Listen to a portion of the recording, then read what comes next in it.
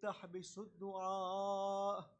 اللهم اغفر لي الذنوب التي تقطع الرجاء. اللهم اغفر لي الذنوب التي تنزل البلاء. اللهم اغفر لي كل ذنب أذنبته وكل خطيئة أخطأتها.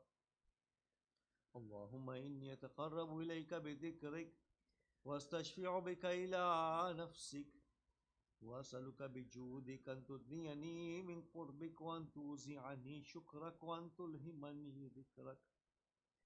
اللهم إني أسألك سؤال خاضع متذلل خاشع متضرع أن تسامحني وترحمني وتجعلني بقسمك راضيا قانعا وفي جميع الأحوال متواضعا. اللهم وأسألك سؤال من اشتدت فاقته وأنزل بك عند الشدائد حاجته وعظم فيما عندك رغبته.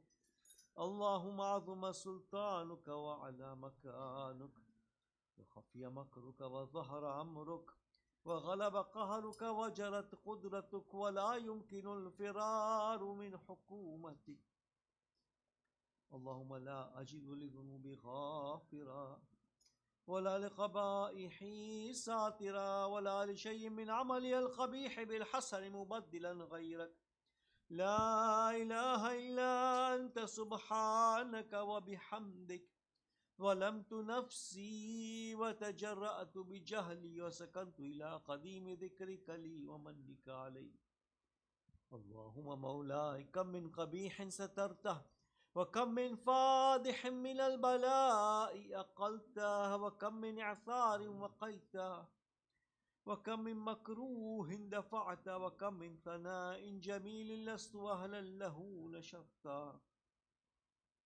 اللهم عظم بلائي وفرط بي سوء حالي وقصرت بي أعمالي وقعدت بي أغلالي وحبسني نفعي بعد أملي وخدعتني الدنيا بغرورها ونفسي بجنايتها ومثالي.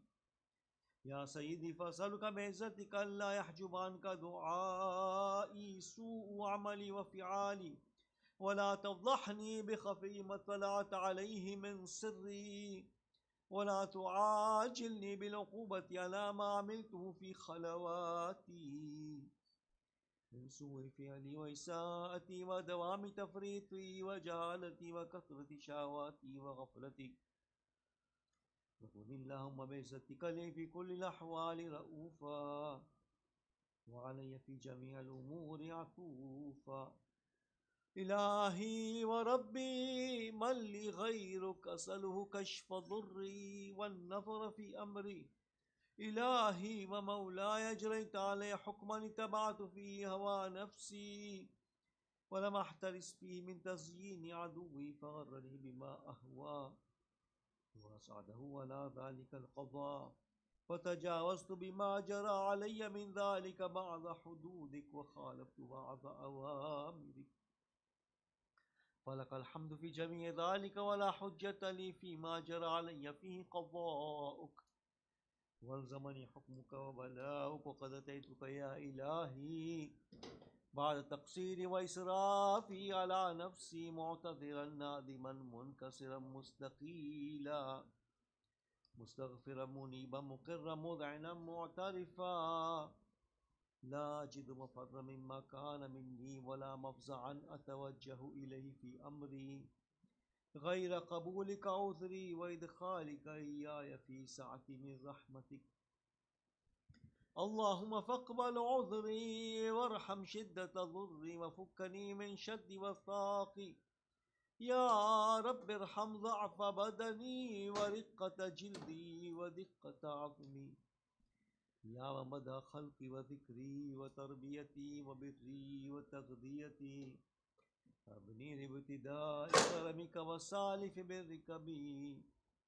يا إلهي وسيدي وربي أتراك معذبي بنارك بعد توحيدك وبعد من طوالي قلبي من معرفتك وليج به لساني من ذكرك واعتقده ضميري من حبك وبعد صدق اعترافي ودعائي خاضعا لربوبيتك هيهات أنت أكرم من أن تضيع من ربيته أو تبعد من أدنيت أو تشرد من آويت أو تسلم إلى البلاء من كفيته ورحمته. وليت شعري يا سيدي وإلهي ومولاي تسلط النار على وجوه خرت لعظمتك ساجدة، وعلى ألسن نطقت بتوحيدك الصادقة وبشكرك مادحة، وعلى قلوب اعترفت بإلهيتك محققة، وعلى ضمائر حوت من العلم بك حتى صارت خاشعة، وعلى جوارح سعت إلى أوطان تعبدك طائعة، وأشارت باستغفارك مذعنة. ما هكذا الظن بك ولا أخبرنا بفضلك عنك يا كريم يا ربي، وأنت تعلم ضعفي القليل من بلاء الدنيا وعقوباتها وما يجري فيها من المكاره على أهلها، أن ذلك بلاء ومكروه قليل مكروه يسير بقاؤه قصير مدته، فكيف احتمالي لبلاء الآخرة وجليل وقوع المكاره فيها، وهو بلاء تطول مدته ويدوم مقامه ولا يخفف عن أهله، لأنه لا يكون إلا عن غضبك وانتقامك وسخطك، وهذا ما لا تقوله السماوات والأرض. يا سيدي فكيف بي وأنا عبدك الضعيف الذليل الحقير المسكين المستكين. يا إلهي وربي وسيدي ومولاي، لأي الأمور إليك أشكو ولما منها بالجوع أبكي، لأليم العذاب وشدة أمر طول البلاء ومدته، فلئن صيرتني للعقوبات مع دائك وجمعت بيني وبين أهل بلائك وفرقت بيني وبين أحبائك وأوليائك، فهبني يا إلهي وسيدي ومولاي وربي، صبرت على عذابك فكيف أصبر على فراقك، وهبني يا إلهي صبرت على حق نارك فكيف أصبر النظر إلى كرامتك، أم كيف أسكن في النار ورجائي يفوق. وبعزتك يا سيدي ومولاي أقسم صادقا لئن تركتني ناطقا لأرجن إليك بين أهلها ضجيج الآملين، ولأصرخن إليك صراخ المستصرخين، ولأبكين عليك بكاء الفاقدين، ولأنادينك أين كنت يا ولي المؤمنين. يا غاية آمال العارفين، يا غياث المستغيثين، يا حبيب قلوب الصادقين، ويا إله العالمين. أفتراك سبحانك يا إلهي وبحمدك تسمع فيها صوت عبد مسلم سجن فيها بمخالفتي، وذاق طعم عذابها بمعصيتي، وحبس بين طباقها بجرمه وجريرته، ويرج إليك ضجيج مؤمل لرحمتك، ويناديك بلسانها لتوحيدك، ويتوسل إليك بربوبيتك يا مولاي، فكيف يبقى في العذاب وهو يرجو ما سلف من حلمك؟ أم كيف تؤلمه النار وهو يأمل فضلك ورحمتك؟ أم كيف يحرقه لهيبها وأنت تسمع صوته وترى مكانه؟ أم كيف يشتمل عليه زفيرها وأنت تعلم ضعفه؟ أم كيف يتقلقل بين أطباقها وأنت تعلم صدقه؟ أم كيف تزجره زبانيتها وهو يناديك يا رب؟ أم كيف يرجو فضلك في عتقه منها فتتركه فيها؟ هيهات ما ذلك الظن بك ولا المعروف من فضلك، ولا مشبه لما عملت به الموحدين من برك وإحسانك، فباليقين يقطع لولا ما حكمت به من تعذيب جاحديك وقضيت به من إخلاد معانديك لجعلت النار كلها بردا وسلاما، وما كانت لأحد فيها مقرا ولا مقاما، لكنك تقدست أسماؤك أقسمت أن تملأها من الكافرين من الجنة والناس أجمعين. وأن تخلد فيها المعاندين، وأنت جل ثناؤك قلت مبتدئا وتطولت بالإنعام متكرما. أفمن كان مؤمنا كمن كان فاسقا لا يستوون.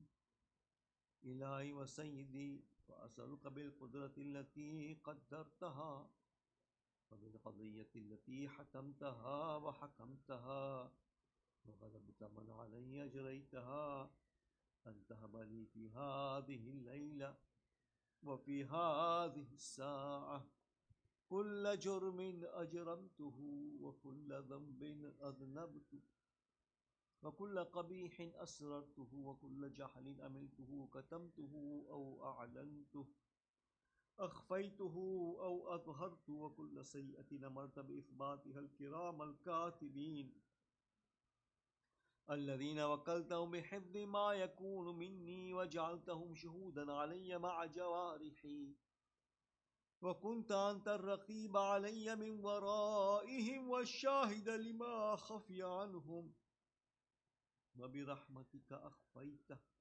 وبفضلك سترت، وأن توفر حظي من كل خير أنزلته أو إحسان فضلت أو بر نشرت أو رزق بسطت أو ذنب تغفره أو خطأ تستره.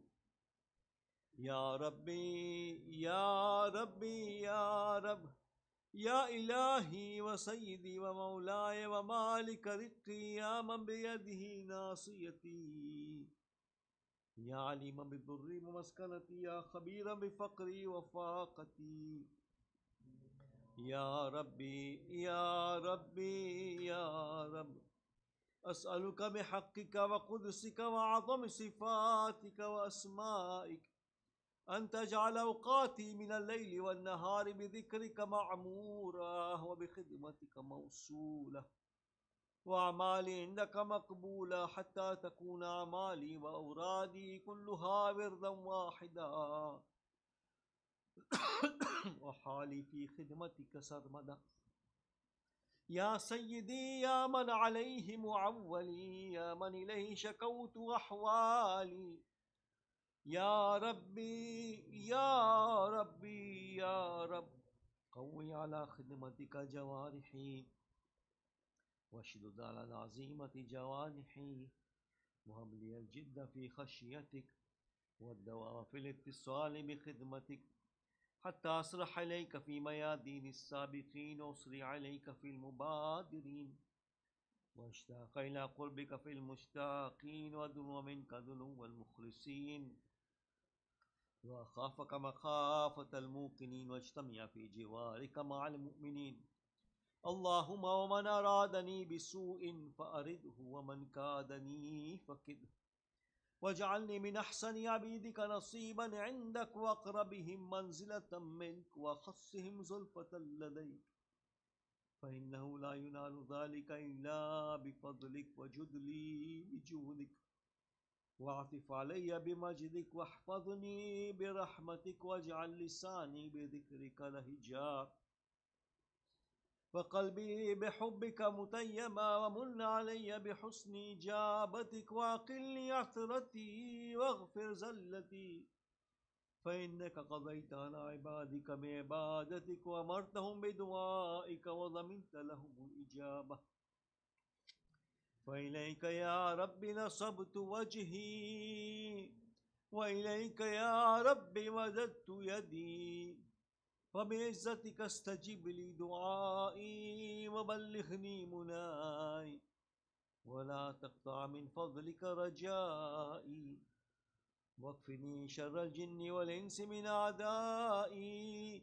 يا سريع الرضا اغفر لمن لا يملك إلا الدعاء، فإنك فعال لما تشاء، يا من اسمه دواء وذكره شفاء وطاعته غنى، ارحم رأس ماله الرجاء وسلاحه البكاء. يا سابغ النعم يا دافع النقم، يا نور المستوحشين في الظلم، يا علما لا يعلم، صل على محمد وآل محمد، وافعل بي ما أنت أهل، वसल्लल्लाहु अला रसूलिही वलइम्मतिल मयामीन मिन आलिही वसल्लम तस्लीमन कसीरन कसीरा।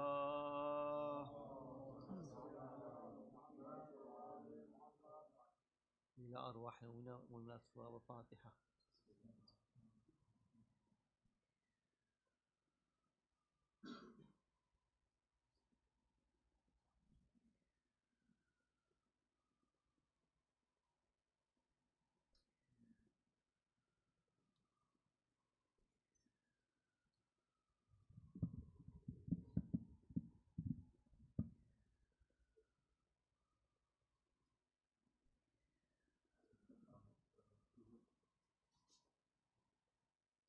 बर मोहम्मद वाले मोहम्मद सल्लल्लाहु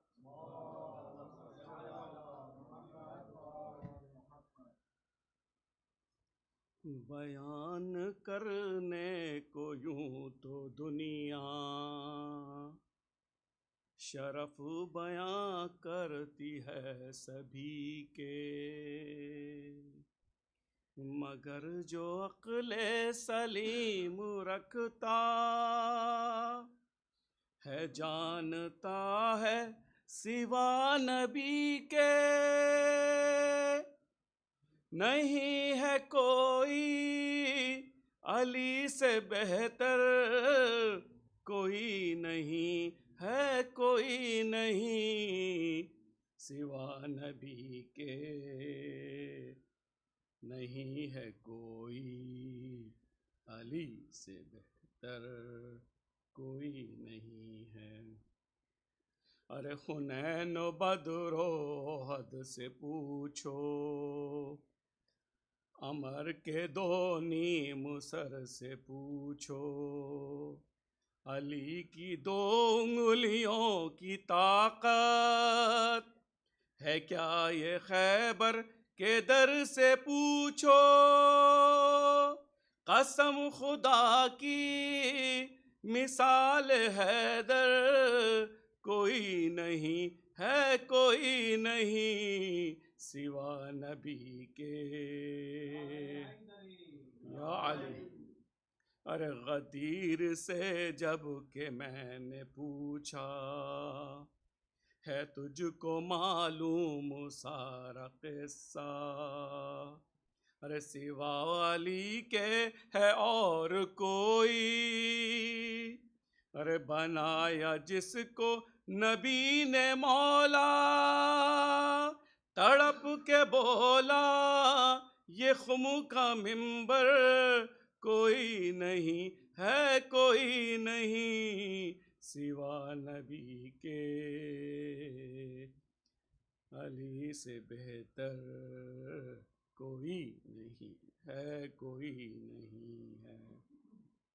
अरे अली की तलवार चल रही है, नबी का चेहरा दमक रहा है, अरे कोई डटा है ओहद में, कोई नजर बचा कर सिरक रहा है, अरे नबी के पास अब सिवाय हैदर कोई नहीं है कोई नहीं सिवा नबी के, अली से बेहतर कोई नहीं है कोई नहीं। अरे चली जो बिनते असद को बढ़कर, दीवार काबा ये बोली हंस कर, इसी तरह और इसी जगह पर खड़ी थी एक दिन एक और मादर, मगर तुम्हारे शरफ से बढ़कर कोई नहीं है कोई नहीं सिवा नबी के। अरे पटख रही हैं सरप न मौजें, अरे कटाए बाजू पड़ा है सक्का, अजीब आलम है बेकसी का, हुसैन रन में खड़े हैं तन्हा, अलम अलमदार और लश्कर कोई नहीं है, कोई नहीं सिवा नबी के। अरे सीना कलेजे पे खाए बेटा, प्यास करवट बदल रहा है। हुसैन हसरत से देखते हैं, जवान का दम निकल रहा है। सहारा दे दे जरा जो बढ़कर, कोई नहीं है, कोई नहीं सिवा नबी के। अरे तमाम भाई भतीजे बेटे पड़े हैं मकतल में सर कटाए। तमाम साथी बिछड़ चुके हैं, कोई नहीं जो मदद को आए। खड़े हैं रन में अकेले सरवर, कोई नहीं है, कोई नहीं सिवा नबी के। अली से बेहतर कोई नहीं है, कोई नहीं है।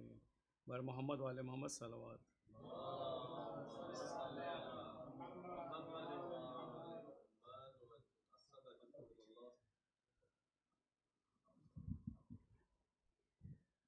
बर मोहम्मद वाल Mohammad सलवात। Can you please recite Surah Fatiha for Dr. Asad Ali and all our marhumin, Surah Al-Mubarakat Al-Fatiha.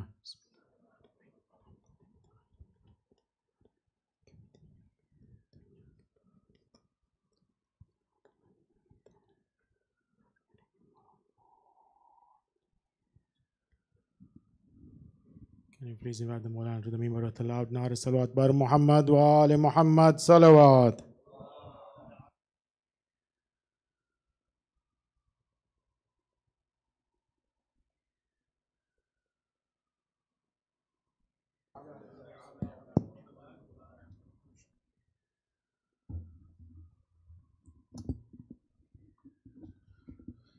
السلام عليكم ورحمة الله وبركاته.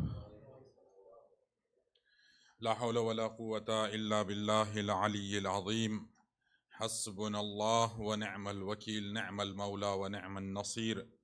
أعوذ بالله من الشيطان الرجيم. بسم الله الرحمن الرحيم. وبه نستعين وهو خير ناصر ومعين.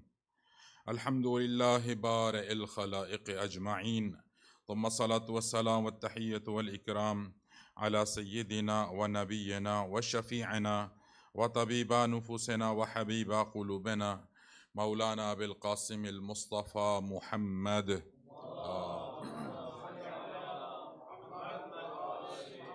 وعلى أهل بيته الطيبين الطاهرين المعصومين المنتخبين المنتجبين، ولعنة الله على أعدائهم أجمعين من يوم عداوتهم إلى قيام يوم الدين. أما بعد، فقد قال الله الحكيم: بسم الله الرحمن الرحيم. اهدنا الصراط المستقيم صراط الذين أنعمت عليهم غير المغضوب عليهم ولا الضالين. صلوات على محمد وآل محمد.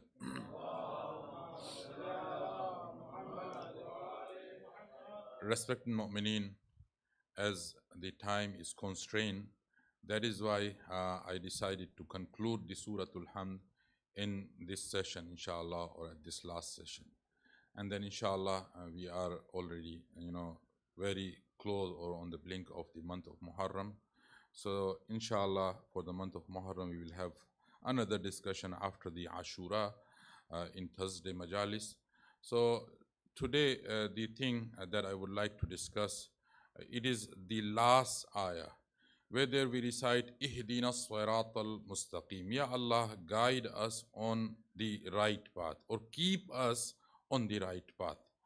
And then what is the right path? Quran explain what is the right path. And this is one of the method of the Quran. Al-Quranu yufassiru ba'duhu ba'da. There's some ayat of the Quran, they interpretate the other ayat of the Quran. Quran sometimes explain its own ayat.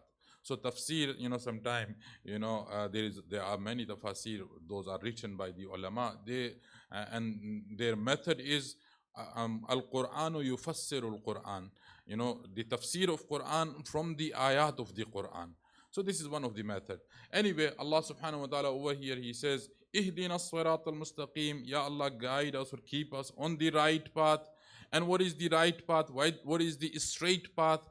الصراط الذين أنعمت عليهم غير المغضوب عليهم ولا الضالين. The path of those, Ya Allah, you bestowed your ni'mat upon them.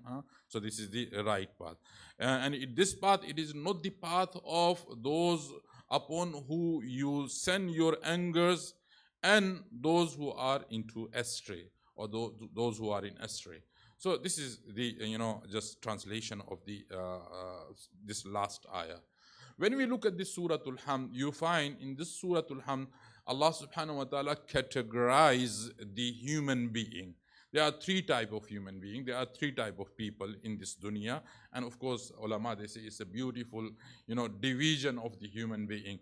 Allah said, number one people, those who are, Allah subhanahu wa ta'ala sends His ni'mat and bounties upon them. An'amta alayhim. Number one, an'amta alayhim. This is one group of the people. The second group, second type of people, maghdubi alayhim. Allah subhanahu wa ta'ala sends His anger upon them.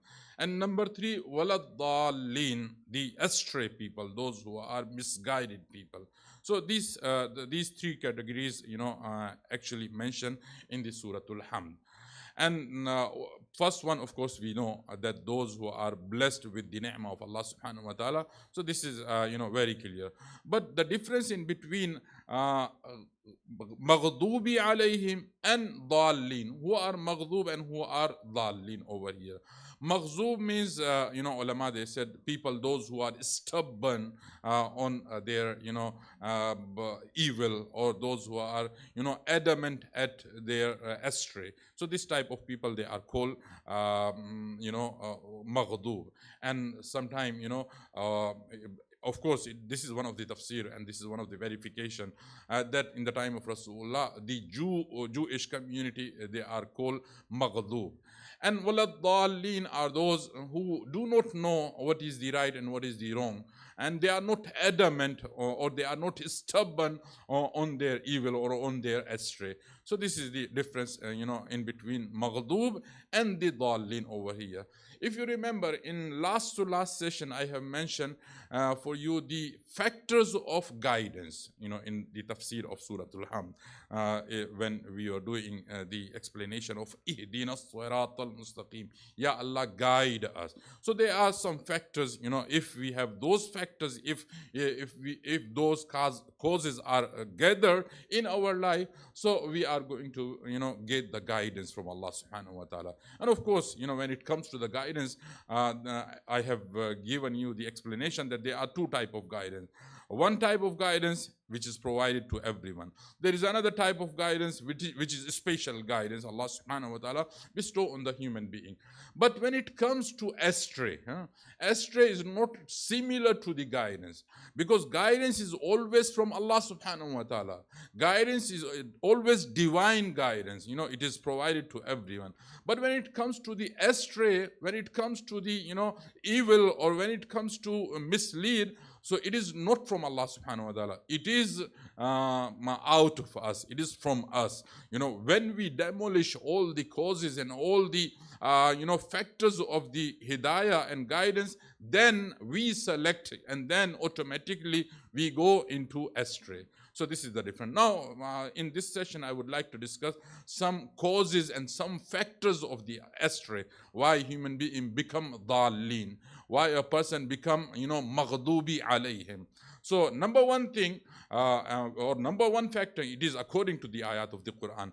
Allah subhanahu wa ta'ala in Quran, in Surah Yasin, which we always recite, Allah said that the shaitan, he is obvious enemy of you. That Allah ta'budu shaitan innahu lakum aduwwum mubin, that do not obey shaitan, do not worship shaitan. So the first cause of the astray is shaitan. So shaitan, if we follow shaitan, and of course, shaitan does not force us. Shaitan does not have command over us. Shaitan is not given authority to, or he's not given power to overcome on us. Actually, shaitan, what does he do? He just lead us. And when he leads us, when we follow him, look at the Quran, Allah subhanahu wa ta'ala in Surah Hijr, verse number 42. He says, Inna ibadi, when shaitan has challenged Adam alayhi salatu wasalam before Allah subhanahu wa ta'ala, that وَبِمَا أَغْوَيْتَنِي, Ya Allah, because of him, I was, expelled from the Jahannam. So what I'm going to do, I will sit on this Sirat al-Mustaqim, and I will mislead them. I will mislead his children, and I will come to them from right, from left, from front, from back. Then Allah subhanahu wa ta'ala said to shaitan, Inna ibadi laysa laka alayhim sultan. O shaitan, my servants, those who are servants of Allah, my servant, you will not have any authority or any power on them. But illa man ittaba'aka min al-ghawin. But except those who follow you. Means as long as you are not following shaitan, shaitan cannot overcome on you. Shaitan cannot force you, and hold your hand and take you into astray. It is, shaitan, when he is successful, when we start following him, when we initiate or, going back after the shaitan, then shaitan, he leads us to the Jahannam or leads us to the astray. And likewise, if you look at the Surah Hajj, verse number 4, Allah subhanahu wa ta'ala over there, in regard of the shaitan, he says, كُتِبَ عَلَيْهِ أَنَّهُ مَنْ تَوَلَّاهُ فَإِنَّهُ يُضِلُّهُ. It is a decision and it is a nature which Allah subhanahu wa ta'ala made. And what it is, that man tawallahu, whosoever makes shaitan his wali, whosoever makes shaitan his guardian, then if you make shaitan your guardian, you do not make the wali of Allah subhanahu wa ta'ala as your guardian. You make shaitan the guardian of you. So then what happened? Shaitan yudhilluhu. The first thing, the moment you said that my wali, today you see the world, those who regard their, wali, the Ahlul Bayt alayhimu salatu wassalam, they are safe from them. But those who regard the shayateen as their guardian, so what is the reaction of the shaitan at that moment? When you regard him as your guardian, yudhilluhu. Shaitan is start, taking you into the astray. Shaitan is start, taking you into the evil. And then second thing, وَيَهْدِيهِ إِلَىٰ عَذَابِ السَّعِيرِ. The second thing, shaitan guide you to the azab, punishment, which is sa'ir, which is severe punishment. So two things shaitan does when you make him as your wali. So this is the shaitan. First reason of astray is the shaitan. If we regard shaitan as our wali or as our imam, then shaitan overcome on us. And of course, ulama, they said, and it is in the lights of the ayat of the Quran, shaitan does not, come and, attack on us. Shaitan always, take us step by step. La tattabi'u khutawatish shaitan. Quran says, do not follow the footstep of the shaitan. Khutawat over here means the small step. You see the elderly people when they walk, so they they put very small step, not like elderly, like not like young people when they walk, so they have long step. But the elderly people, when they walk, they have very small step. So shaitan, Quran says, shaitan comes to you step by step, and his steps are always small. So it means shaitan does not come to you and straight away he says, do the murder. Shaitan, he comes to you and he says that he has abused you, you should double it. He has attack on you and your attack must be severe than the attack of him. और हम sometime Urdu में कहते हैं कि ईंट का जवाब जो है वो पत्थर से दो. शैतान सीधा नहीं कहता. He doesn't tell us that you should go and do the murder. Shaitan will tell you, go and give him the double response and severe response. And this is what happening today. The people of shaitan, they are following the shaitan and they say, we have to attack on our enemy, we have to wipe them out. So this is the, they are following the step of shaitan. Islam says us, Islam tells us that when you want to respond to your enemy, make sure your response should not be more than his, action. You have right of intaqam, you have right of, revenge, but till what extent? Which is same as enemy have done to you, not more than that. Less than is allowed, it is recommended, but more it is not permissible. Anyway, so shaitan, he does not come us and tell you straight away to do the murder, or he does not come to you and straight away tell you to do the adultery or zina, na'uzubillah, straight away. Shaitan will tell you, oh Baba, there is no problem in looking at the na-mahram. First step, small step. Then he will tell you, there is no problem in having chat with the na-mahram. Have a chat, WhatsApp her, WhatsApp him, there is no problem. And then, at the end, he comes and he encourages you to do the adultery or the zina. So shaitan always comes step by step. So this is number one. Number two thing, number one factor of the astray, as I told you, it is shaitan. Number two factor of the astray is evil friend. Evil friend also, it is mentioned in the Quran that you have to be very careful from your friends, because friends al-insan or al-maru ala din khalilihi. Human being always, follow their friends. Today, you see, it is a very common, which is called peer pressure. So our children, they follow one another. And human being, it is a habit of human being that human being always copy his friend. Children, they copy, their friend. If the friend is good, they copy, they do good. If their friend, they are bad, they do evil. So this is, very common. Friend always has influence into your life, and that is why Amir al-Mu'minin Ali ibn Abi Talib alayhi salatu wassalam, he says, Al-maru ala din khalile falyanzur qabla an yukhalil. Before you make someone your friend, so first of all you have to think and ponder about him. Do not make a friend straight away.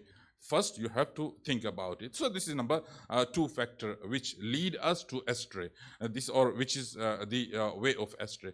Number three factor and number three cause of going into astray, it is despair. Being despair to Allah subhanahu wa ta'ala.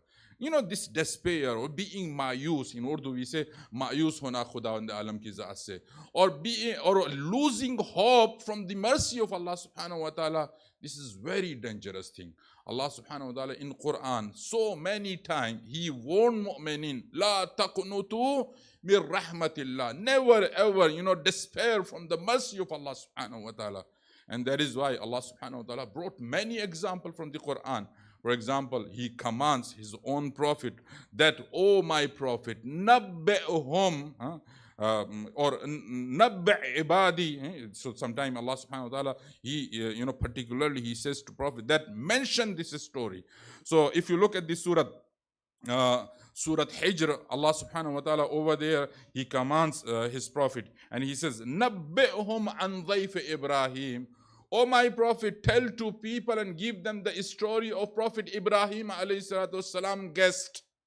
And what is that story? In Surah Hijr, Allah subhanahu wa ta'ala over here in 3 or 4 ayat gives a full and complete story about the guest of the Ibrahim alayhi salam. And what is that story? Actually, Ibrahim alayhi salatu wasalam, we all know that he had a son whose name is Ismail alayhi salatu wasalam.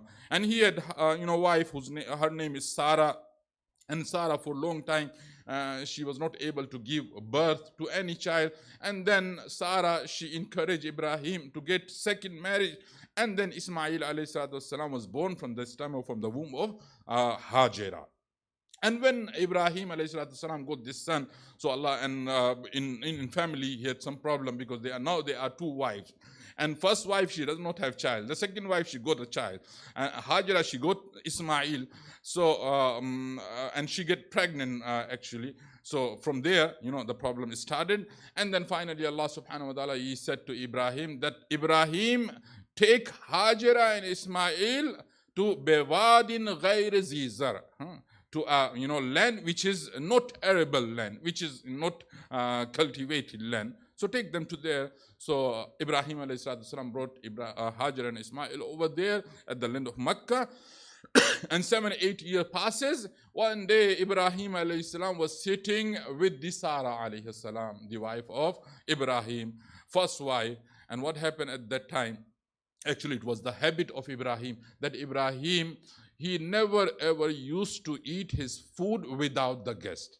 So Ibrahim, he spread his sufro, the dastarkhan, and he is waiting for the guests. And Sarah is also there.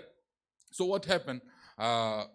The guests, they enter into the house of Ibrahim. So this is where Allah subhanahu wa ta'ala commanding his prophet to mention the story of guests of Ibrahim alayhi salam. Allah said, نَبِّئُهُمْ عَنْ ضَيْفِ إِبْرَاهِيمَ إِذْ دَخَلُوا عَلَيْهِ فَقَالُوا سَلَامًا. When these guests, they enter and they make salam on Ibrahim alayhi salatu wasalam. Look at the wording Allah subhanahu wa ta'ala using. However, this story, it is a very lengthy story, but Allah subhanahu wa ta'ala selects some, points over there that mention for them the guests of the Ibrahim when they enter and they made salam on Ibrahim. This salam, it is very important. Sometimes we neglect it. Salam in Islam, Rasulullah said, ifsha'u as-salam. This is, sunnah of Rasulullah. When Rasulullah, brought the message of Islam, so Rasulullah said, you have to, make salam open and norm in the society. Because when we make salam, so it doesn't mean just it is a greeting. And this is the best greeting among the, history of the human being. Such a greeting is not there. Even today, till today, you find this salam, it is a blessing of Allah and blessing of the Islam. When we make salam, meaning of salam means we are supplicating, or making dua for you. So when you say wa alaykum as-salam, it means also we are, and also it is mentioned from our sixth Imam, Imam Jafar as-Sadiq alayhi salatu wasalam,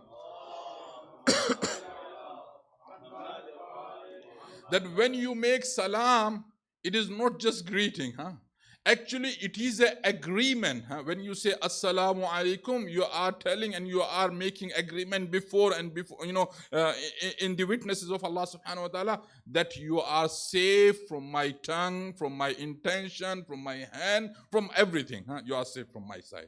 And then the same agreement and same sign you does in witnesses of Allah subhanahu wa ta'ala. So salam, it is not an ordinary thing. So anyway, so these angels or these guests, they make salam. And when they make salam, Ibrahim, he said, please sit down and have dinner or the lunch, whatever it was.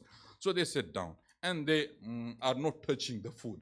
So Quran says, فَقَالَ قَالَ إِنَّ مِنْكُمْ وَجِلُونَ. Ibrahim said that we are having fear from you. Why? Because they were not eating. So it was norm in that time. If someone is not eating your food, so it means they have something bad intention in their hearts. So, and it was norm. Even I have seen in Hindu community also that if someone is eating your food, so he never ever harm you. So it's like an agreement. So it was norm in that time. So they were not eating. So Ibrahim alayhi salatu salam, he offered them and they denied and they were not touching the food. So Ibrahim thought they have bad intention, they have evil intention toward me. So Ibrahim started having fear. So when Ibrahim, he said, Inna minkum wajilun, we have fear from you. Why? Because you are not eating our food. Qalu la tujal. Then these guests, they said, you should not have fear. You should not have any concern. We are the angel of Allah subhanahu wa ta'ala. We never ever harm people. And we are the, angel of merciful God. Inna nubashiruka bi ghulamin alim. And we have come over here to give you a glad tidings of a child who is knowledgeable child. So Ibrahim at that time, his age was 90 plus. So when Ibrahim alayhi salam heard this, glad tidings from them, so Ibrahim, he said that قال أبشرتموني على أن مسني صلوات الله محمد وعلي محمد.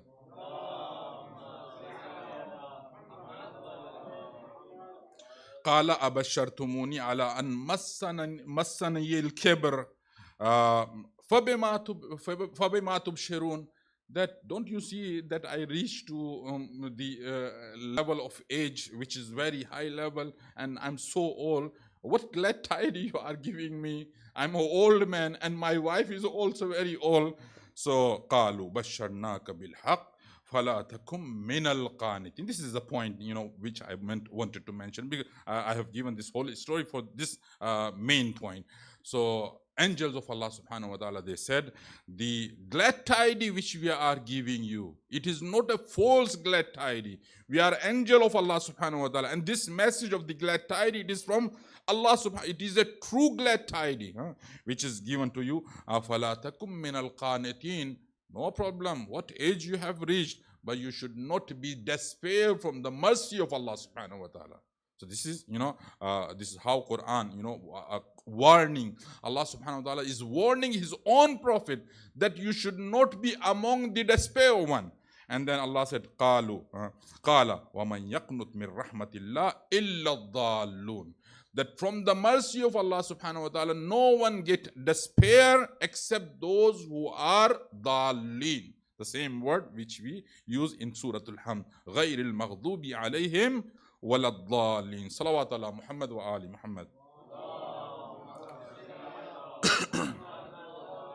So this despairiness, it is very important. We should not, no matter to what level of evil we have reached, but no one has to be despair. No one should lose hope from Allah subhanahu wa ta'ala. Once upon a time, in the time of our fourth Imam, there is a person whose name is Zuhri. Zuhri, actually, he was follower of the Imam Sajjad. And one day what happened, and he was very learned man. He was fond of knowledge. All the time he is studying. All the time he is gaining knowledge. Historians, they have said, and they have mentioned in their books, that the Zuhri, he was so fond of reading that in his room, everywhere, there are books. And there was a small place where he used to sit down, and all around him, there are, books, or the mess of the books. And he, all the time, he is studying. So what happened? Because Zuhri, he used to work for Banu Umayyah, and he was given the position of the judge. He became the Qadi of the time. And when he was Qazi, he made a mistake, and he gave the death sentence to someone who was innocent. So he gave the death sentence, and the man, he was killed by the government. And then finally Zuhri, he come to know that the decision or the verdict he has given, it was a wrong verdict. So what Zuhri does, he left all his job and everything, and he comes to Khana Kaaba and he started crying, Ya Allah, I made mistake, and he is hitting his head into on the wall of Khana Kaaba. When Imam Sajjad looked at him, he comes to him and he said to Zuhri, Zuhri, I'm not afraid. I do not have any concern about your sin which you have committed, or about the wrong which you have committed. It is out of ignorance. It was not purposely. So it is, of course, it is not a sin. It is a mistake.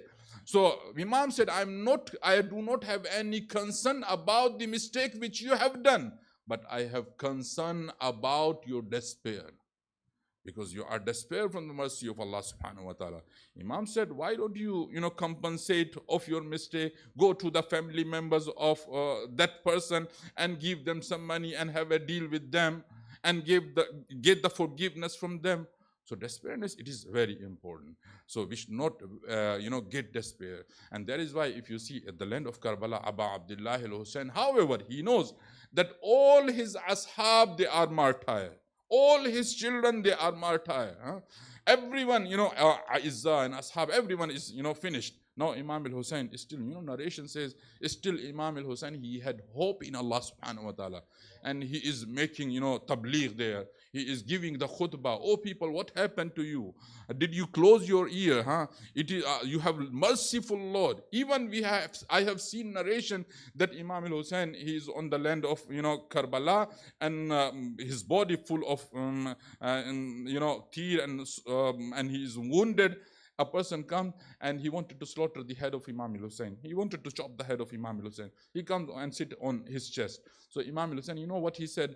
Can you open your shirt? So this man, he opened his shirt. So Imam said, you are not my murderer.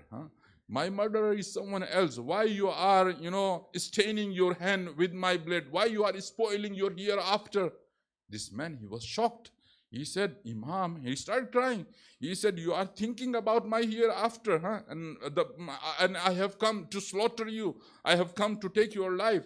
So, this is how Imam ﷺ never ever had, teaching us, you should not be despair from the mercy of Allah subhanahu wa ta'ala. And that is why narration, because we are very close to the month of Muharram, we are very close to the lamenting days. When Abu Abdullah al-Hussein, he left Makkah and he passed from the juncture of the Kufa, there is a place which is called Tha'labiyya. When Imam reaches at the Tha'labiyya, so narration says, Imam from far, he looked that there is a camp, there is a tent. Someone is living there. So Imam al-Hussein, he get closer to the tent and he knocked the door of that tent. So narration says there was a woman, she comes out and Imam asks who you are. So this woman, she introduced herself. She said, my name is Qamar and I have a son whose name is Wahab al-Kalbi, Abdullah ibn Wahab al-Kalbi, and my son, he got married recently. Actually, it is a Christian family. Just look at the miracle of the Imam al-Hussein. Look at the mercy of Imam al-Hussein. Imam al-Hussein does not go or did not come to her house for him to get some, food stuff or have some haja. Imam alayhi salam asked her, that are you in need of anything? How can I help you?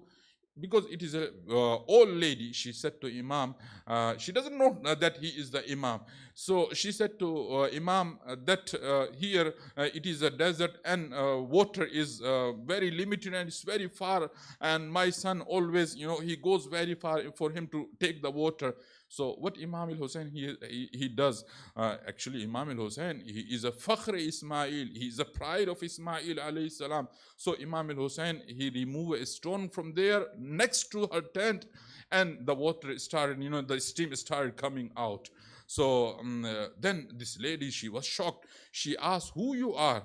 Imam alayhi salam, he said, I am the son of Rasulullah. I am the son of Bibi Fatima al-Zahra. And I am the son of Ali ibn Abi Talib. She said, why you are over here? You're supposed to be in Medina. Because I heard that the messenger of Islam, he lives in Medina. And his family also lives in Medina. Imam said, the ruler of our time, he become thirsty for our blood. So that is why I left Medina. The moment this lady, heard it, she was astonished. So she could not say anything. Imam alayhi salam left her and then he joined her, caravan. And after a while, her son approaches and her son reached to his tent. So mother, she gives all the story. The moment this Abdullah ibn Wahab al-Kalbi, he heard everything about the Imam al-Hussein, he realized the person who has come at our door is not an ordinary person. He is a man of Allah subhanahu wa ta'ala. Because we are Badwin, we are poor people. Who care about the poor people? Who care about the Badwin? Who care about the, ignorant people? And this, he is a servant, he is a, son of the messenger of Islam. So the moment he heard the story, he said, mother, we have to leave this place. Mother said, no, because we got water over here. So the son, he said, mother, the one who gives us water, the one who is the source of water, I do not want to be after the water. I want to go after the source of the water, and that is Abu Abdullah al-Hussein. So he make his caravan and started following the Imam. Imam alayhi salatu salam caravan is ahead and his caravan is back. Because he is a Badwin, he could not dare to get closer to the Imam. When Imam al-Hussein observed that someone is following us and the Wahhab is following us, Imam alayhi salam, he sent message to Wahhab, why don't you join us? So then Wahhab, he could get closer to the Imam. Imam asked him that who you are, what's your name? So Wahab al-Kalbi, he bent down his head and he said to Imam, Ya Imam, my identity is you only. Ya Imam, my target and my aim and my objective is you only. Ya Imam, my name is Abdullah, my name is Wahab al-Kalbi. So far my name is Wahab, but from today I am your slave. And this is how Wahab al-Kalbi joined the caravan of Abu Abdullah al-Hussein. When he reaches at the land of Karbala, on Ashura day, he take permission from the Imam and he goes to the battlefield, and 31 people people from the troop of the Yazid, he sent them into the hellfire. And then finally he comes back. His mother said, oh my son, I'm not still happy from you until you sacrifice yourself. Then Wahab, he goes back and he was martyred. When he was martyred, and before he was martyred, actually Imam was not giving him the permission. So what happened? Imam was telling him that, oh Wahab, you are newly married, because your wife might not be, agree on your shahada and your martyrdom. Your mother may not be agree on it. So then Wahab al-Kalbi, he brought his mother and his wife before the Imam. You know what the wife of Wahab al-Kalbi said to Imam? Oh Imam, this is, we both are agreed to sacrifice Wahab al-Kalbi upon you because you are our Imam. But yeah, Imam, I want to have two requests before Wahab goes to the battlefield. Narration says Wahab al-Kalbi wife, she said that I want to take promise from the Wahab that he should not enter into Jannah until I join him. Wahab al-Kalbi, he promised before the Imam. And then second request, she said to Imam, yeah Imam, after the martyrdom of my husband Wahab, I want to join your family members, because I know this is a norm in the Arab that when men are killed, their women are taken as a captive. I know that these families and these ladies,